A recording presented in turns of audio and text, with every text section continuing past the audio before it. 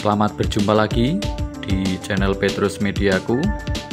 Kali ini saya akan memberikan pembelajaran tentang pendidikan agama Katolik dan budi pekerti. Materi pada kesempatan ini adalah iman dan kebersamaan dalam jemaat. Iman pertama-tama dan terutama menyangkut hubungan manusia dengan Allah. Dalam iman, manusia menyadari dan mengakui bahwa Allah yang tak terbatas memasuki hidup manusia yang serba terbatas, menyapa dan memanggilnya. Iman berarti jawaban atas panggilan Allah, penyerahan pribadi kepada Allah yang menjumpai manusia secara pribadi juga. Dalam iman, manusia menyerahkan diri kepada Sang Pemberi hidup. Hidup beriman memperlihatkan dua aspek, yakni aspek pribadi dan aspek sosial. Di satu pihak, iman merupakan hubungan pribadi kita masing-masing sebagai individu dengan Allah. Di lain pihak, iman kita tidak mungkin berkembang tanpa kehadiran orang lain, entah sebagai pribadi atau sebagai komunitas atau kelompok jemaat. Maka iman tidak hanya menyangkut relasi pribadi antara manusia dengan Allah, tetapi juga menyangkut relasi kita dengan umat beriman yang lainnya. Iman kita akan semakin berkembang dewasa dan berkembang dengan baik melalui perjumpaan-perjumpaan dan kehadiran pribadi atau jemaat yang lain. Iman kita tumbuh dan berkembang karena peran umat, baik dalam keluarga, lingkungan, maupun wilayah, stasi, dan paroki. Yang pertama, tentang keluarga. Keluarga disebut sebagai gereja kecil, merupakan jemaat yang paling dasar. Kita pertama kali mengenal kehidupan beriman melalui keluarga. Orang tua kitalah yang mengenalkan iman kepada kita. Orang tua juga bertanggung jawab atas kita, anak-anaknya, supaya dapat memulai perjalanan hidup dalam perhatian dan kasih yang membuat kita menjadi yakin akan kasih Allah. Orang tua juga yang mulai mengenalkan Allah kepada kita. Mereka mempersiapkan diri sejak masih bayi untuk menerima penyucian melalui penerimaan sakramen baptis.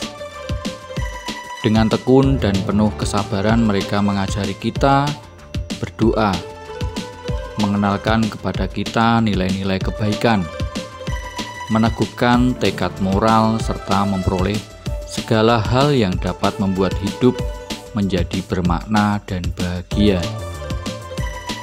Melalui bimbingan orang tua, kita juga semakin mengenal dan memahami kebiasaan hidup Kristiani.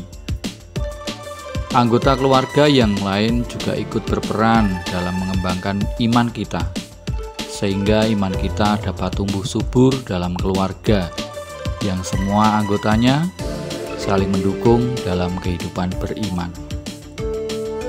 Yang kedua, lingkungan.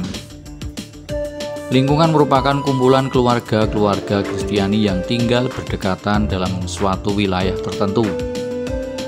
Keluarga-keluarga Kristiani dalam lingkungan sering mengadakan pertemuan untuk berdoa bersama, mengadakan pendalaman iman maupun pendalaman kitab suci, mengadakan kegiatan latihan kur, pertemuan untuk meningkatkan karya pelayanan sosial kepada keluarga-keluarga maupun kepada warga sekitar pada umumnya.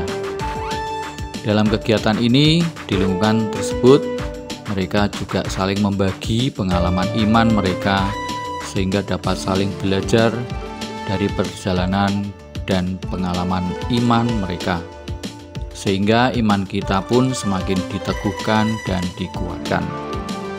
Maka jika kita berperan secara aktif dalam berbagai kegiatan lingkungan tersebut, maka kita yakin bahwa iman kita akan semakin berkembang berkat keterlibatan kita maupun berkat peran serta saudara seiman.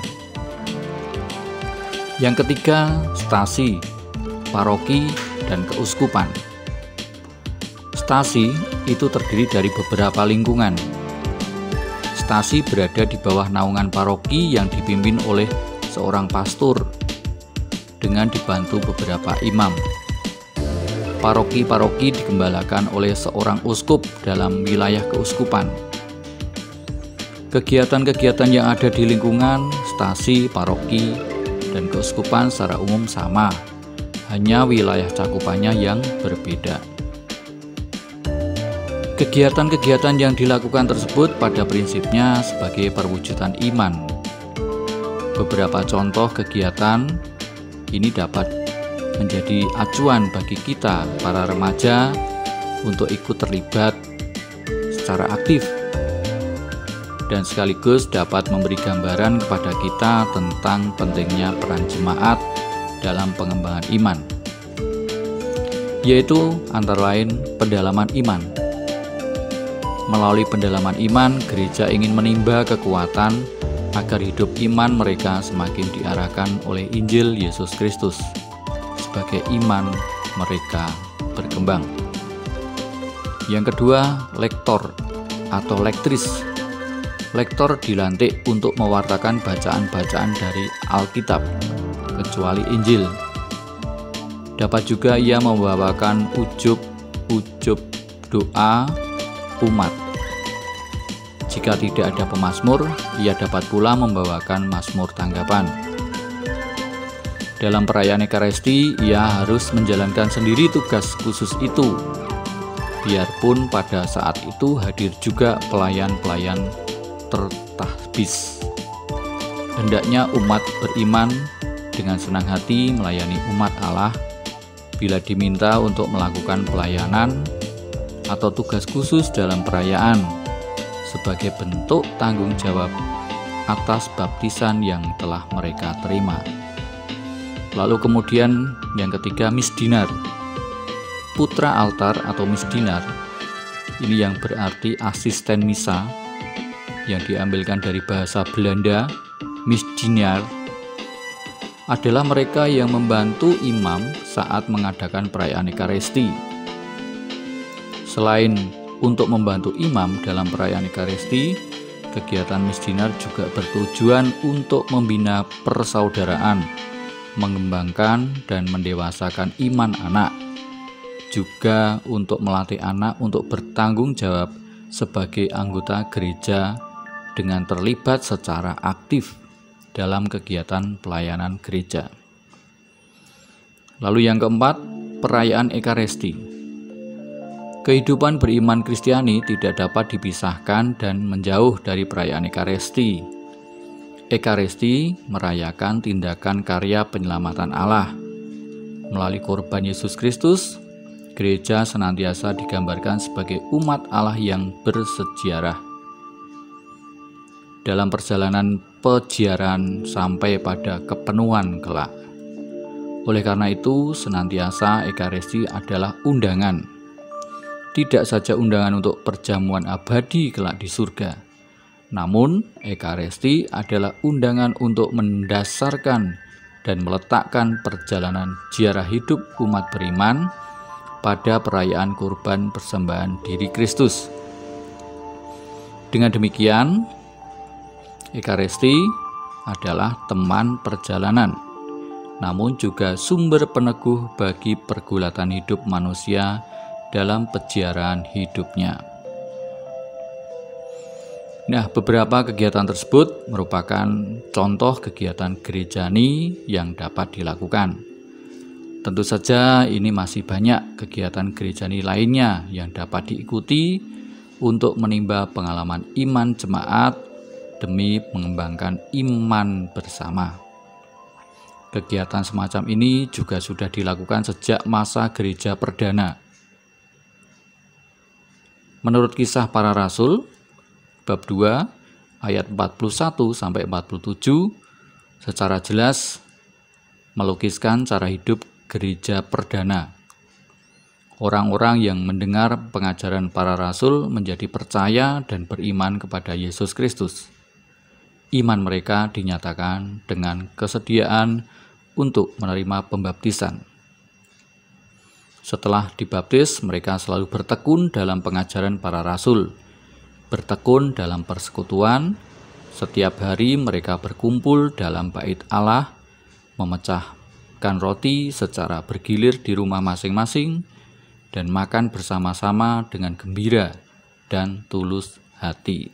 Kehidupan yang dikembangkan dalam gereja perdana hendaklah menjadi inspirasi bagi kita untuk terlibat secara aktif dalam pengembangan iman jemaat melalui peran serta kita dalam kegiatan kerohanian di keluarga, lingkungan, maupun gereja setempat.